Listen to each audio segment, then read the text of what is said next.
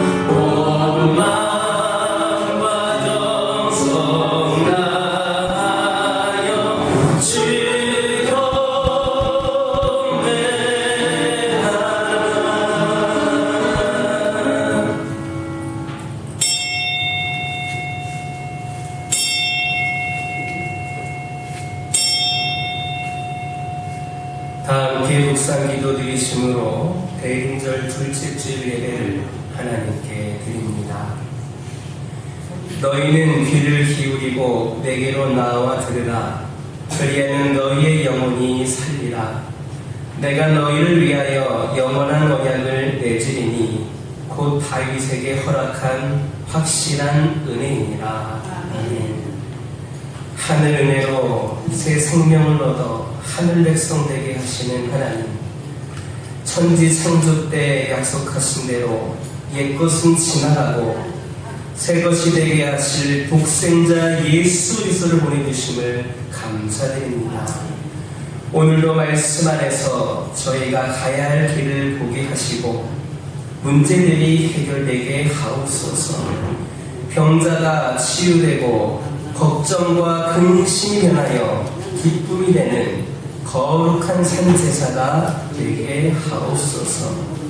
대림절 둘째 주일 오직 성삼위 하나님께만 존귀와 영광이 있게 하옵소서. 우리 주 예수님의 이름으로 기원하옵나이다. 일상 찬양하겠습니다.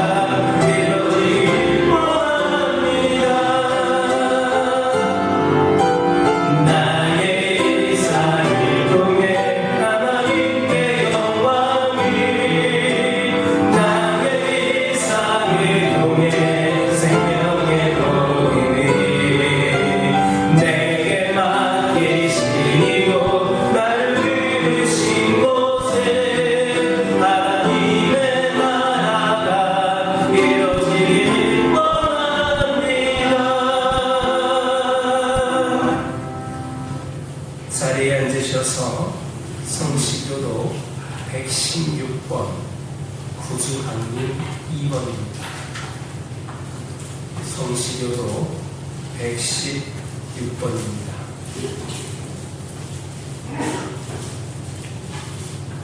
교독합니다. 이새의 줄기에서 한 싹이 나며 그 뿌리에서 한 가지가 나서 결실할 것이요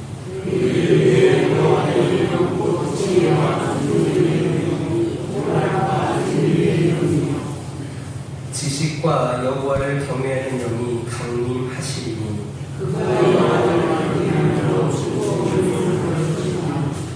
그의 눈에 보이는 대로 심판하지 아니하며 그의 귀에 들리는 대로 판단하지 아니하며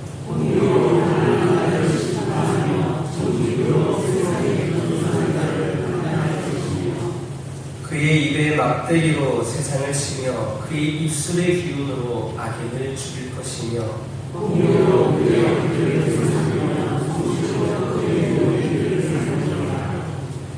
그때에 이리가 어린 양과 함께 살며 표범이 어린 염소와 함께 누우며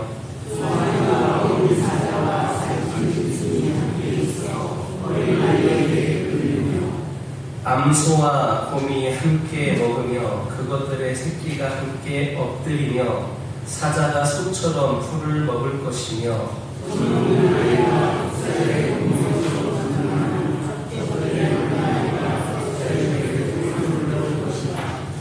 내 거룩한 산 모든 곳에서 해림도 없고 상함도 없을 것이니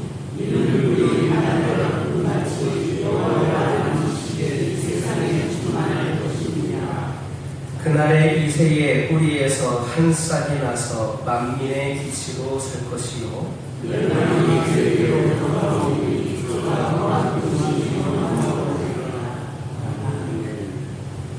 지난 한 주간의 삶을 돌아보면서 참회의 기도를 하나님께 드립니다.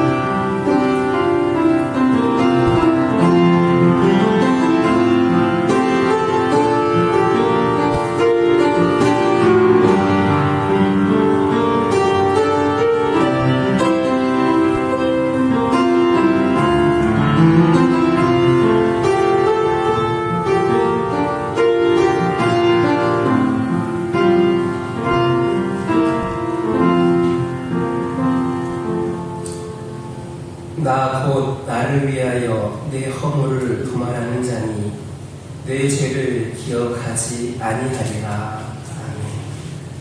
찬송 180장입니다.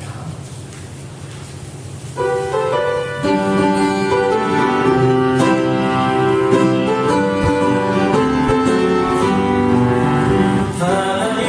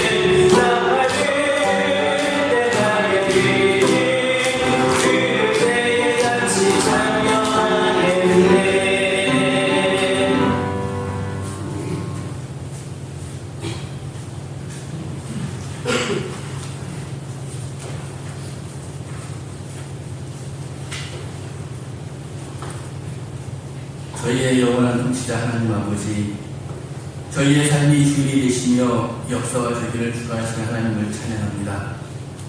12월 첫 주일을 맞이하여 거룩한 성전에 저희를 불러 모아주시고 주님께 감사와 영광을 올려드릴 수 있는 예배의 특권을 허락하시니 감사드립니다. 지금 이 시간 성령 하나님께서 친히 이 자리에 임재하여 주시옵소서. 저희의 모든 생각과 마음을 주관하여 주시고 오직 주님만이 홀로 영광받으시는 신령과 진정의 예배가 되게 하여 주시옵소서. 자비로우신 주님, 한 해를 마무리하는 달의 첫 주일, 지나온 발걸음을 돌아보며 저희의 부족함과 죄악을 고백합니다. 은혜로 시작했으나 세상의 유혹과 바쁜 삶에 밀려 기도의 자리를 지키지 못한 것 또한 고백합니다. 주님의 뜻을 알면서도 세상의 유혹과 타협했던 변화함을 용서하여 주시옵소서. 또한 이웃을 사랑하라는 주님의 계명보다 저희의 이기심을 앞세우고 받은 은혜에 합당한 삶을 살지 못했음을 회개합니다. 저희의 통회하는 심령을 긍휼히 여겨주시고 예수 그리스도의 보혈로 저희의 모든 죄와 허물을 깨끗하게 씻어 주시옵소서. 저희를 새롭게 하여 주사 남은 시간들을 감사와 순종으로 치우게 하옵소서. 에베네셀 하나님, 올 한 해도 저희 교회와 성도들의 가정, 일터 등 모든 영역을 눈동자처럼 지켜주시고 인도해 주신 은혜에 감사드립니다. 어렵고 힘든 순간에도 저희를 포기하지 않으시고 때를 따라 붙는 은혜로 채워주셨음을 고백합니다. 이 모든 것이 하나님의 크신 사랑이었음을 기억하며 저희의 입술에서 감사가 마르지 않게 하옵소서. 이 나라 대한민국을 사랑하시는 하나님 아버지, 혼란스러운 국내의 정세 속에서도 이 나라를 주님의 공의와 섭리 가운데 붙들어 주시옵소서. 위정자들이 개인의 유익이 아닌 국민 전체의 평안과 안정을 위해 지혜와 정으로 통치하게 하옵소서. 특별히 캄캄한 공격 땅을 불쌍히 여겨 주시옵소서. 고통받는 동포들에게 자유와 복음의 빛이 속히 비추어지게 하시고 이 땅에 진정한 복음으로의 평화 통일이 이루어지게 하옵소서. 저희 교회의 희망인 주일학교 학생들과 청소년들을 축복하여 주시옵소서. 이들이 어려서부터 하나님을 경외하고 말씀을 가까이하며 믿음 안에서 건강하게 자라게 하옵소서. 이 귀한 사명을 위하여 헌신하는 교육자와 교사들의 수고와 땀을 기억하시고 위로하여 주시옵소서. 그들의 헌신에 하늘의 상급을 쌓아주시고 주님의 사랑으로 가르치기에 부족함이 없도록 영육 간의 강건함을 허락하여 주시옵소서. 저희 교회가 이 지역 사회에서 빛과 소금의 역할을 넉넉함으로 감당해 나가게 하옵소서. 세상의 어둠을 밝히고 타락한 곳을 막아서는 거룩한 영향력을 발휘하게 하옵소서. 또한 성도들이 서로 사랑으로 교제하며 하나 되게 하옵소서. 위로하고 격려하며 성김을 통해 하나님의 영광을 위하여 힘차게 나아가는 아름다운 공동체가 되게 하여 주시옵소서. 특별히 간구와 없기는 교회 안에 이 모양 저 모양으로 힘들어하고 방황하는 성도님들을 주님께서 친히 찾아가 만나 주시옵소서. 육신의 질병과 마음의 상처, 물질적인 어려움으로 지쳐있는 이들에게 하나님께서 친히 힘이 되어주시고 회복과 세임을 얻어 하나님 나라를 위하여 다시 힘차게 나아갈 수 있도록 인도하여 주시옵소서. 이 시간 단위에 세우신 담임 목사님께 성령의 권능을 부어 주시옵소서. 전하시는 말씀 한마디 한마디에 능력을 더하셔서 모든 성도들이 그 말씀을 통해 살아계신 하나님의 음성을 듣고 변화받는 귀한 시간 되게 하옵소서. 목사님과 늘 동행하시어 주님의 귀한 도구로 더욱 크게 쓰임받도록 축복하여 주시옵소서. 오늘 선출되는 남녀 신도 임원들을 기억하여 주시기를 원합니다. 보이지 않는 곳에서 드리는 그들의 시간과 노력 위에 주님의 위로와 평안을 더하시고 하늘의 복을 풍성하게 내려주시옵시고 맡은 사명을 순종으로 감당할 때마다 기쁨이 넘치게 하옵소서. 저희를 구원하시기 위해 2000년 전에 탄생하신 예수 그리스도의 이름으로 간절히 기도드립니다. 아멘.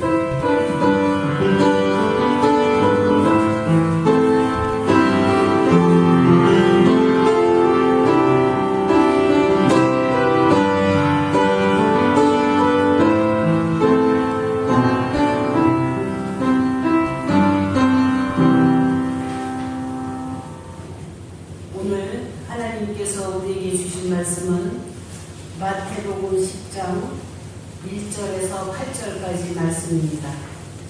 마태복음 10장 1절에서 8절까지의 말씀입니다. 다 찾으신 줄 알고 제가 천천히 공독해드리겠습니다. 예수께서 그의 12제자를 부르사 더러운 귀신을 쫓아내며 모든 병과 모든 약한 것을 고치시는 권능을 주시니라. 12사도의 이름은 이러하니 베드로라는 시몬을 비롯하여 그의 형제 안드레와 세베대의 아들 야고보와 그의 형제 요한, 빌립과 바돌로메, 도마와 세리, 마태, 알파오의 아들 야고보와 다데오, 가나나인 시몬 및 가룟유다 곧 예수를 판 자라. 예수께서 이 12를 보내시며 명하여 이르시되 이방인의 길로도 가지 말고 사마리아인의 고을에도 들어가지 말고 오히려 이스라엘 집에 잃어버린 양에게로 가라. 가면서 전파하여 말하되 천국이 가까웠다 하고 병든 자를 고치며 죽은 자를 살리며 나병한 자를 깨끗하게 하며 귀신을 쫓아내되 너희가 거저받았으니 거저주라. 아멘.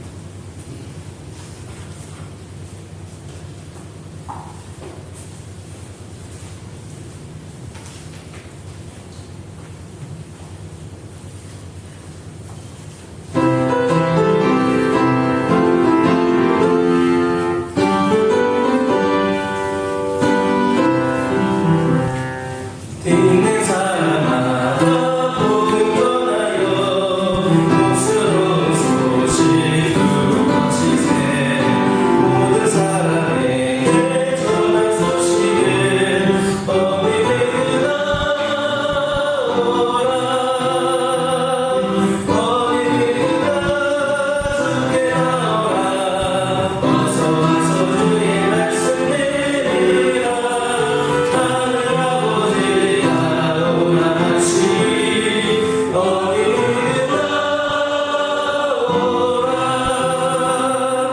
모든 사람들이 지체 말고서 문 열었을 때에 들어오시고 생명길은 오직 구주 예수님 어느 누구나 오라 어디든가 함께 나오라 어서 와서 주의 말씀 들으라 하늘 아버지가 원하시니 어디든가 오라 언약하신 대로 이룰 것이니 누구든지 언약받을 수 있네 많은 사람에게 생명이로다 어디든가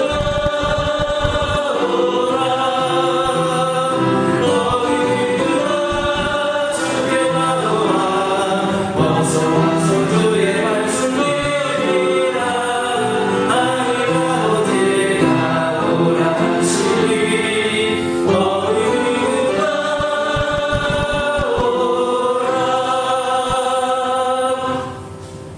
할렐루야.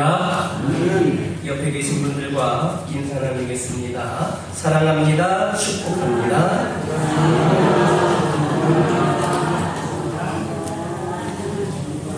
다시 한번 인사 나누겠습니다. 오늘도 은혜 많이 받으시기 바랍니다. 할렐루야. 삶을 살아가는 방식으로 구분한다면 인간은 4가지 유형으로 나뉠 수 있습니다. 첫째는 채권자형입니다. 나는 모든 사람에게 당연히 받을 권리가 있다고 생각하는 유형입니다. 단적으로 2가지 예를 들어보겠습니다. 먼저 부모와 자녀의 관계에서 부모는 자녀에게 해주는 것이 당연하다고 여기는 그런 자식들이 있습니다. 낳았으니 먹이는 것이 당연하고 공부시키는 것이 당연하다고 일생을 살아갈 유산을 물려주는 것도 당연하다라는 태도입니다. 요즘에는 부모들이 그렇게 못하면 부모에게 그렇지 못할 바에는 무엇 때문에 낳아서 고생시키느냐고 대드는 그런 폐륜아들도 드물지 않게 나타나고 있습니다. 또 직장에서도 그렇습니다. 나의 수고에 대해 당연히 보수가 따라야 된다라는 인식을 가지고 있습니다. 그런 마음가짐으로는 고마울 것도 기쁠 것도 도무지 없습니다. 오히려 내가 수고한 거에 비해 적게 받고 있지 않는가 싶어서 마음이 편치를 못합니다. 이와 같은 관계에서 항상 자신을 채권자로 여기며 살아가는 사람이 있는 겁니다. 두 번째는 독립형입니다. 고립주의자다 이렇게 말할 수 있습니다. 내가 누구로부터 받을 것도 또 내가 누구에게 줄 것도 없습니다. 너는 너고 나는 나입니다. 누구의 간섭이나 도움도 배제하는 대신 다른 사람의 신경이나 입장을 조금도 고려하지 않습니다. 나 하고 싶은 대로 하는데 왜 남의 비판을 받느냐는 식으로 매사를 살아가는 사람입니다. 도움을 받을 것도 도움을 줄 것도 없습니다. 교만하고 자신만만하며 이기적이고 반사회적인 사람입니다. 사회야 어찌되든 남이야 어찌되든 조금도 개의치 않고 자기 마음대로 사는 고집스러운 사람입니다. 세 번째는 윤리형입니다. 이런 사람은 도덕을 중시합니다. 최선을 다해 살면서 많은 사람을 이롭게 한다는 도덕적 의무감을 가지고 있습니다. 그러나 이 의무감이 마침내 자만심을 불러일으킵니다. 교만을 낳습니다. 내가 도와야 될 많은 사람이 있으며 나는 항상 돕는 자로서 그들을 위해 군림합니다. 사회가 어두운 것은 자기를 제외한 모든 사람이 윤리적으로 잘못된 까닭이다라고 생각하기 때문입니다. 항상 남을 판단합니다. 비판합니다. 그러면서 살아가는 사람입니다. 네 번째는 만인에 대한 채무자로서 생을 사는 사람입니다. 나는 모든 사람들로부터 빚을 지고 있다. 부모, 형제나 스승은 물론 하나님께 많은 빚을 지고 있다 생각합니다. 내 것은 모두 다 남으로부터 받은 겁니다. 따라서 내 것은 하나도 없으며 모두 남한테 돌려주어야 할 것들입니다. 이미 받은 것을 다 갖기에는 일생으로도 부족하다고 느끼는 사람입니다. 따라서 항상 채무자의 마음으로 살아갑니다. 어떤 분이 뉴욕에서 공부를 해서 박사학위를 받았습니다. 그리고 교수가 되었습니다. 참으로 잘 살고 있었습니다. 무엇보다도 다른 사람들이 그를 부러워했던 것은 시간이 잘 흘러라라는 겁니다. 여름에는 무려 3개월의 휴가를 즐길 수 있을 정도였습니다. 그런데 그분이 어느 날 모든 것을 다 정리하고 귀국했습니다. 왜 그 좋은 조건들을 다 버리고 귀국했느냐는 물음에 그분이 이렇게 대답을 했습니다. 나는 하나님께 너무나도 많은 신세를 졌어. 그것을 갖지도 않은 채 편안히 살자니 마음이 너무 괴로워. 그래서 청산하고 돌아왔다라는 겁니다. 여러분은 여러분 스스로 생각할 때 내가 하나님께 얼마나 많은 신세를 진 것 같습니까? 주님의 축복이니 아니니 하는 차원을 떠나서 하나님께 신세진 것이라고 한번 생각해 보시기를 바랍니다. 참으로 엄청난 신세를 지고 있는 것 같지 않습니까? 무엇 하나 처음부터 내 것인 것은 없습니다. 여러분이 소유하고 향유하는 모든 것이 다 하나님께로부터 받은 겁니다. 우리가 생각해야 될 것은 나는 이 네 가지 중에 어느 유형의 사람인가를 하는 문제입니다. 어느 쪽이 합리적이나 어느 쪽이 이상적이냐는 것은 우리의 관심사가 아니라 나는 어느 쪽에 속해 있느냐가 중요하고 그것을 깨달은 랩을 우리 모두가 기억할 수 있었으면 좋겠습니다. 기독교인들이 선행을 베푸는 분기도 이와 유사하게 네 가지로 구분됩니다. 첫째는 저주받을 것이 두려워서 선을 행하는 경우입니다. 저주의식이 생각 깊숙이 자리 잡고 있어서 마지못해서 선을 행하게 됩니다. 심판이 두려워서 선을 행하는 경우입니다. 두 번째 경우는 보상을 바라고 선을 행하는 경우입니다. 무엇인가 바라는 마음, 복을 받으려 하는 마음이 앞서는 사람입니다. 물론 성경은 선행에 대한 보상에 대해서 언급하고 있습니다. 의인의 자식이 걸식함을 보지 못하겠도다라는 말씀이 분명히 있습니다. 의롭게 사는 사람은 자신도 후손도 복을 받게 되고 구제하는 것은 하나님께 꾸이는 것이라고 성경은 가르칩니다. 우리의 구제에 대해서 하나님은 자선만대로 복으로 갚아주십니다. 그러나 그렇다고 해서 받을 복을 먼저 생각하는 것은 좋은 태도가 아닙니다. 제가 우리 교회에서는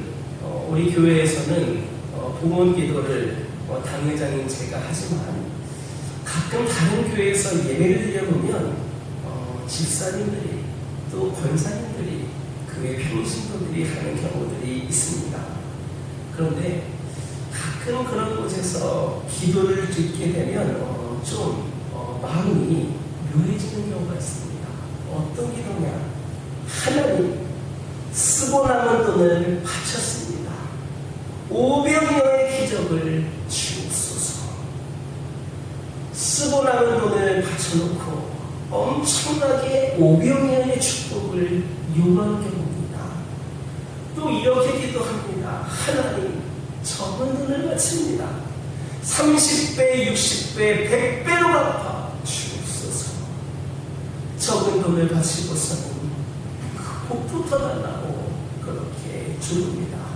그것도 10,000배까지 달라는 그런 기도를 드린 적이 있습니다. 이런 보상심리는 우리가 좀 버릴 수 있어야 합니다. 주시고 안 주고는 하나님께 속해 있는 문제입니다. 우리가 염려할 부분이 아닙니다. 우리는 바치는 마음이면 충분합니다. 복을 기대하는 마음, 기복사상은 벗어던져야 하는 겁니다. 인간관계에서 볼 때에도 보상을 바라는 마음은 바람직하지 못합니다. 세 번째 경우는 공로주의자입니다. 내가 내 것을 준다는 마음까지는 가지고 살아갑니다. 공로를 쌓아가며 적선을 하고 자기의 의의를 내세웁니다. 특권적이고 바리새적인 생각입니다. 특별히 도덕적 향락주의에 깊이 몰입된 사람들도 있습니다. 주는 것으로 자기 만족을 찾는 사람입니다. 이런 사람은 자기보다 처지가 나은 사람과는 결코 어울리지 않습니다. 왜냐하면 나는 주어야 되는데, 그걸로 만족하는데 나보다 남은 사람에게는 줄 수가 없기 때문입니다. 자기보다 못한 사람, 자기보다 가난한 사람들 속에서 자신이 우월하다는 것을 느끼면서 쾌감을 얻습니다. 항상 자기보다 못한 사람들에게 나누고 베풀고 주는 것을 즐깁니다. 우월감을 즐깁니다. 네 번째 경우는 이미 받은 것을 주는 겁니다. 은혜에서 비롯되었으므로 은혜로 나눕니다. 마땅한 일을 마땅한 일일 뿐 자랑이 아닙니다. 여러분들이 아마 들어봤을 텐데 괴테라고 하는 사람이 있는데 인생에 대해서 아주 훌륭한 말을 남겼습니다. 이 세상에서 가장 즐겁고 훌륭한 일은 한평생을 바칠 수 있는 사업을 가지는 것이다. 또한 이 세상에서 가장 중요한 것은 남을 위해 봉사하면서도 결코 보답을 바라지 않는 마음이다. 물질로든 정신으로든 말로든 보답을 바라는 마음이 전혀 없이 깨끗한 마음으로 봉사하는 것, 이것이야말로 참으로 존귀한 일입니다. 그렇다면 여러분들은 얼마만큼이나 존귀한 일로서 생을 살아가고 있습니까? 한 어린아이가 있었습니다. 어릴 적에는 심부름이라든지 잘한 일에 대해서 어머니가 칭찬을 해주고 또 용돈을 줬습니다. 그런데 조금 크고 나니까 자기의 수고에 대해서 어머니가 베풀어주는 보상이 없었습니다. 그래서 이 아이가 편지를 씁니다. 어머니는 어째서 제가 심부름한 것을 칭찬해주지 않으십니까? 제가 잘한 일을 왜 알아주시지 않는 겁니까? 저는 몹시 서운합니다.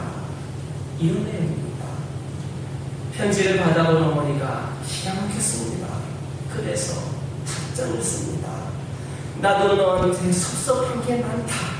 내가 10달 동안 너를 뱃속에서 키웠고 낳아서도 젖먹어 키웠으며 학교도 보내고 도시락도 싸주느라고 애써 키웠다. 그런데 너는 한 번도 알아주지 않았다. 나는 이 모든 것을 공짜로 해줬던 것이다. 답장을 읽자 아이는 어머니 앞에 잘못했구나고 사과를 했습니다. 여러분들은 어떻습니까? 꼭 이 어린 아이와 같은 마음을 가지고 있지는 않습니까? 그렇다면 애당초 이 마음가짐이 잘못된 겁니다. 성경은 우리에게 뭐라고 말씀합니까? 거저 받았으니 거저 주어라. 공짜로 받았으니 공짜로 주어라. 거저 받았다는 것을 인식하는 것에서부터 우리가 출발을 해야 됩니다. 거저라고 하는 말은 공짜이고 은혜이고 선물이라고 하는 말입니다. 나의 공로나 나의 의는 조금도 개입됨이 없이 받았다는 말입니다. 종교개혁자 칼벤이 그 많은 가르침과 교훈을 종합해서 후대 사람들이 소위 칼뱅의 5대 교리라고 하는 것으로 요약을 했습니다. 신학을 연구하는 사람들에게는 아주 중요한 기초 자료가 되었는데 이 5마디에 이 칼뱅의 깊은 사상이 다 압축되어 있다 해도 과언이 아닙니다. 첫째는 전적 타락이고, 둘째는 무조건적인 선택이고, 세 번째는 제한된 속죄, 네 번째는 불가항력의 은혜, 다섯 번째는 성도의 견인입니다. 첫째로 전적인 타락입니다. 여러분, 한번 스스로를 한번 평가해 보시기 바랍니다. 남보다야 조금 다르다라고, 나는 그래도 다른 사람들과는 좀 다르다라고 생각을 하십니까? 아십니까? 예전에 크게 신대상을 오르내렸던 살인 강도가 잡혔습니다. 한간에는 모든 사람들이 치를 떨면서 그를 욕했습니다. 어찌 사람이 그럴 수 있느냐? 어찌 그렇게 사람을 죽일 수 있느냐 했습니다. 그런데 여러분, 우리도 한번 차분하게 우리의 모습을 돌아봤으면 좋겠습니다. 나는 과연 그들과 다른 사람인가? 그 사람들을 향하여 돌을 던질 수 있는 사람이 과연 얼마나 많은가? 우리는 흔히 나는 타락하고 불의한 사람들과는 아무 상관이 없다라고 생각합니다. 그러나 과연 그렇습니까? 성경은 그렇게 말하지 않습니다. 성경을 깊이 상고해 보면 볼수록 전적으로 타락한 우리 모습이 드러날 겁니다. 어느 때에는 문득 자신의 모습을 깨닫고 깜짝 놀랄 때가 있습니다. 내가 이런 생각을 하다니, 이런 말이 내 입에서 나오다니. 행동이 없었을 뿐이요, 어쩌면 기회가 없고 용기가 없었을 뿐, 우리가 마음속으로 살아난 적이 한 번도 없습니까? 실제로 우리 생각은 얼마나 악합니까? 참으로 전적으로 타락한 모습을 아는 것에서 이 모습이 파괴될 수 있습니다. 두 번째는 무조건적인 선택입니다. 내가 예수를 믿게 된 것은 남보다 다른 무엇이 있기 때문이라고 여러분 생각하십니까? 내가 남보다 더 낫기 때문에 내가 선택을 받아서 믿게 되었습니까? 남보다 더 의롭기 때문에 지금의 내가 된 것입니까? 아무 것으로 선택할 여지가 없는 나를 무조건적으로 선택하신 그 뜻에 따라서 내가 되었다라는 것을 알아야 됩니다. 세 번째는 제한된 숙제입니다. 제한된 숙제에 나를 포함시키신 것은 오로지 하나님의 무조건적인 선택입니다. 아직까지도 죄를 속죄받지 못하고 죄 가운데 살아가는 사람들이 많이 있음에도 불구하고 바로 거기에 내가 선택된 것은 오직 하나님의 무조건적인 선택 때문이라는 겁니다. 네 번째로 불가항력적인 은혜를 주셨습니다. 우리는 이 은혜를 사실 얼마나 자주 저버렸습니까? 하나님의 뜻을 얼마나 멀리 떠나려 했습니까? 하나님의 말씀을 들으면서도 심지어 양심의 가책에 시달리면서도 얼마나 자주 못된 길로 지났곤 했습니까? 그러나 하나님의 은혜는 말씀으로만, 교육으로만, 교훈으로만 그치지 않습니다. 능력으로 하여 강권적으로 우리를 붙드십니다. 나로 나되게 하시고 그리스도인이 되게 하십니다. 이것이 절대적인 은혜입니다. 강권적인 은혜요, 불가역적인 은혜입니다. 다시 모든 것을 종합해보면 이 모든 것은 은혜입니다. 은혜는 능력이다. 은혜는 권능이다. 그 은혜로 내가 존재할 뿐이다라고 칼뱅이 그렇게 고백을 했습니다. 구체적으로 생각하건대 생명이 은혜입니다. 구원이 은혜이고 믿음과 십자가와 복음이 은혜입니다. 죄사함을 받은 것이 은혜이고 시시때때로 말씀을 주시는 것이 은혜이고 성령의 감화와 감동을 주시는 것이 다 은혜입니다. 농사를 짓는다고 생각해 보시기 바랍니다. 큰 은혜를 받은 겁니다. 땅이 은혜로 주신 것도, 땅이 은혜로 준 것도, 또 건강과 지혜가 다 위로부터 내리는 은혜라는 것을 알아야 됩니다. 공부하는 것도 그렇습니다. 총명을 은혜로 받았습니다. 훌륭한 스승을 만난 것도 은혜이고, 좋은 부모를 만나서 좋은 교육적인 환경에서 자라는 것도 은혜입니다. 인간 이사에 은혜 아닌 것이 없다라는 말씀입니다. 오늘 본문을 보면 예수님께서 12제자를 부르셨습니다. 이 사람들은 인간적인 견지에서 볼 때에 변변치 못한 사람들입니다. 갈릴리 호수에서 고기나 잡던 사람들입니다. 그런 그야말로 무조건적으로 선택하셔서 사도로 삼으셨습니다. 병 고치는 능력을 주십니다. 귀신을 내쫓는 것을 주십니다. 말씀의 지혜를 주십니다. 말씀을 전파할 사역지를 주셨습니다. 기회를 주십니다. 용기를 주십니다. 성령의 역사를 주십니다. 그리고 말씀하십니다. 거저 받았으니 거저 주어라. 무조건적으로 받았으니 내가 이거 다 거저 주었으니 무조건 주어라. 불강력적으로 받았으니 불강력적으로 주어라. 이 얼마나 합당한 말씀입니까? 당연한 말씀 아닙니까?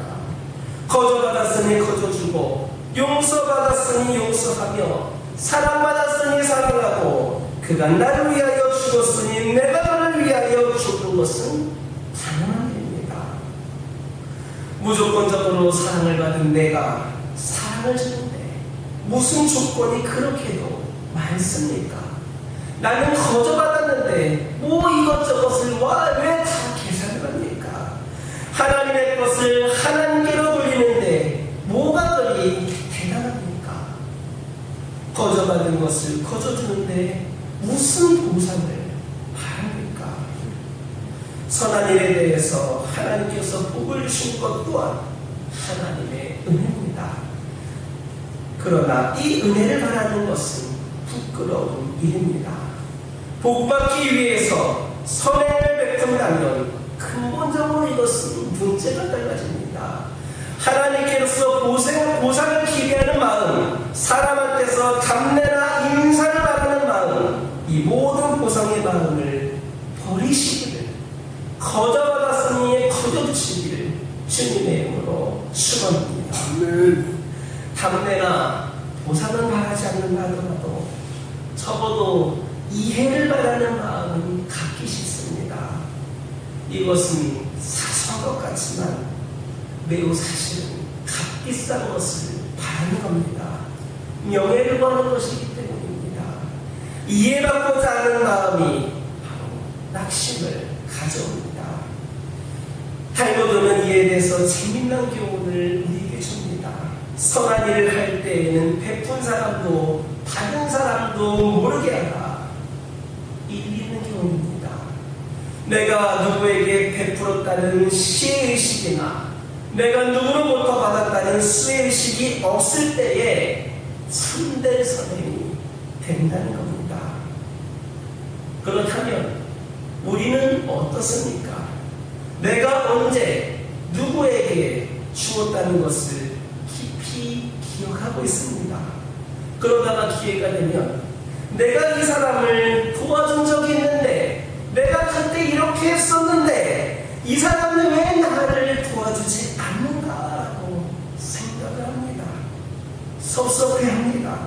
그렇다면 진정 선을 행한 것이다라고 말할 수 없습니다.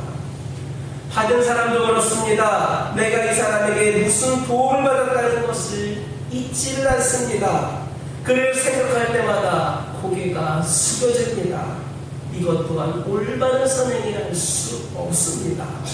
준 자와 받은 자가 다 깨끗이 그것을 잊어버릴 때에 비로소 선행이라 할 수 있습니다. 선을 행할 때에 문제가 되는 또 한 가지는 결과를 걱정하는 마음입니다. 나의 도움을 받고 나서 이 사람이 어떻게 될까? 자꾸 받기만 하다가 이 사람 의존적인 사람이 되면 어떻게 하나? 이런 염려를 하기도 합니다. 결국 이 같은 생각이 선한 일을 가로막습니다. 참다운 선행은 그런 염려하지 않고 계산하지 않고 순수한 마음으로 우러나오는 선을 행하는 겁니다. 그리고 선을 행하면서 마지막으로 생각해야 될 것은 우리가 선을 베풀었다는 우월감이 없어야 된다라는 겁니다. 나는 이렇게 베푼 사람이다. 내가 주었다.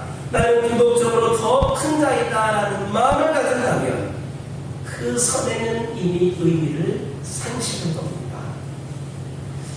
요한 웨슬리라고 하는 사람 여러분 많이 들어보셨을 겁니다. 그의 행위는 많은 사람들에게 기억되고 있습니다. 그는 일생을 통해서 될 수 있는 대로 절약하여 될 수 있는 대로 많은 사람에게 될 수 있는 대로 많은 기회에 주어지는 기회대로 봉사해야 된다고 말했습니다. 그는 그렇게 평생을 살았습니다. 옥스퍼드에서 연간 30파운드의 사례를 받았을 때에 그의 절대 생활이 꼭 필요한 28파운드를 쓰고 2파운드는 남은 데 있었습니다. 그리고 나서 그가 120파운드를 받게 되었을 때도 그는 여전히 28파운드를 쓰고 나머지는 다른 사람에게 주었습니다. 얼마를 벌든 얼마가 생기든 나의 절대적인 필요를 제외한 모든 것을 남을 위해서 베푸는 생이야말로 의미 있는 삶이라 할 수 있습니다. 그런 사람들은 물질로부터 자유할 수 있습니다. 자기라고 하는 끈질긴 욕망으로부터 완전히 자유할 수 있는 그런 생을 살아갈 수 있기 때문입니다. 참 은혜, 참 자유, 참 기쁨을 여러분 원하십니까? 오직 모든 것이 은혜라는 그리스도 중심적인 세계관을 가지고 살아가시기를 바랍니다. 오직 그 은혜를 생활하시기 바랍니다. 거저 받았으니 거저 주라고 하신 말씀을 마음 깊이 간직하고 그런 자세로 살아갈 때에 크신 은혜가 함께 하실 것을 깨달을 수 있는 저와 여러분 되기를 주님의 이름으로 축원합니다. 기도하겠습니다. 은혜의 하나님, 오늘 말씀을 통하여 우리가 모든 은혜에 빚진 자임을 깨닫게 하시니 감사합니다. 우리의 공로를 주장하던 마음을 내려놓고 우월감도 비교도 보답을 기대하는 마음도 버리게 하옵소서. 거저받은 은혜로 살았으니 이제 거저주며 살아가는 삶이 되게 하옵소서. 우리의 선행이 계산이 아닌 사랑에서 나오게 하시고 받은 은혜를 세상 속으로 흘려보내는 참된 제자로 살게 하옵소서. 오늘도 은혜로 붙드시는 예수 그리스도의 이름으로 기도드립니다. 아멘. 봉헌 찬송 538장입니다. 세상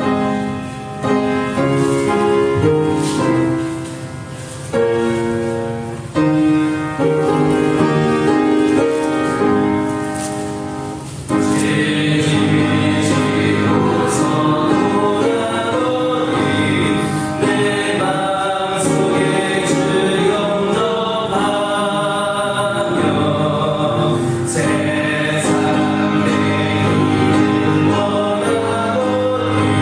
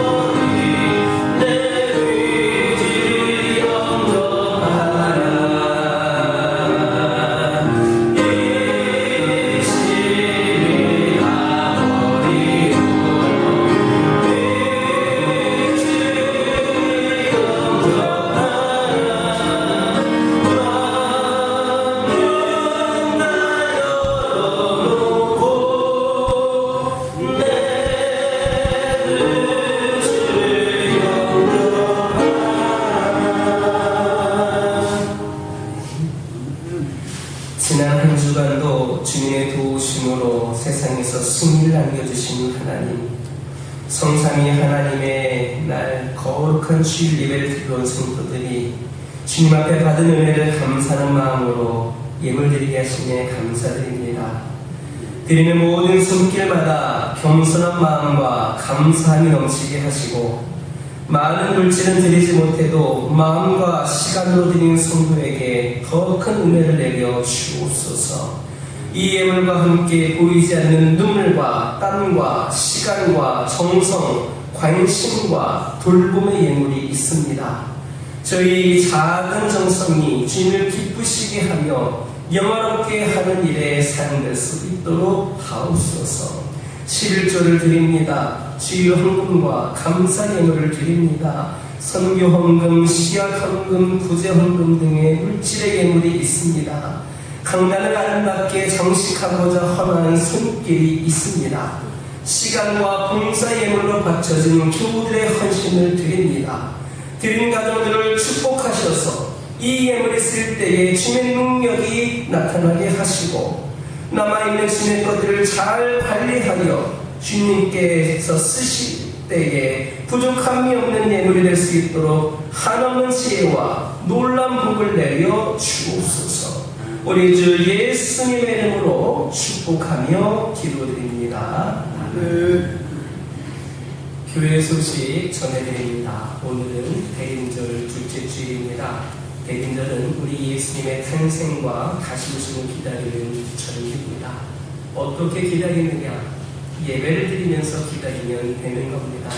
여러분, 우리 교화교회가 드리는 예배에 여러분 적극적으로 참여해 주시고, 교회에서뿐만 아니라 삶 속에서도 예배의 삶을 살면서 우리 주님을 기다리는 대림절기가 되시기를 바랍니다. 사랑으로 오신 예수님을 기념하는 성탄절을 맞이하여서 우리 교화교회에서는 매년 사랑의 쌀 나눔 행사를 진행을 합니다. 여러분들이 사랑의 쌀을 통하여서 받은 주님의 사랑을 조금이라도 이웃들과 나눌 수 있습니다. 쌀 10kg를 후원해 주시고, 혼자가 어려우신 분들은 둘이 합쳐도 되고 셋이 합쳐도 됩니다. 또 넉넉한 분은 더 합쳐도 됩니다. 그래서 받은 은혜를 우리 이웃들에게 나누는데 사용되기를 원합니다. 쌀 후원은 다음 주까지 해주시고, 사랑의 쌀 나눔 대상자 추천은 오늘까지 해주시기를 바랍니다. 그러면 오늘 오후 예배에 선교부가 모여서 사랑의 쌀 대상자를 확정하도록 하겠습니다. 모임 안내입니다. 남녀신도 총회가 오늘 점심 식사 후에 진행이 됩니다. 선교부 모임 말씀드린 대로 오후 예배로 진행이 되고, 새신자 교육은 오늘 총회가 진행되기 때문에 다음 주 5차 마지막 교육을 다음 주 점심 식사 후에 진행하도록 하겠습니다. 다음 주에 기획당회가 있습니다. 나머지는 주보를 참고해 주시기 바랍니다. 옆에 계신 분들과 인사 나누겠습니다. 건강하시기 바랍니다. 행복하시기 바랍니다. 승리하시기 바랍니다. 다 같이 일어서셔서 주기도 문성으로 하나님께 영광을 드립니다. 가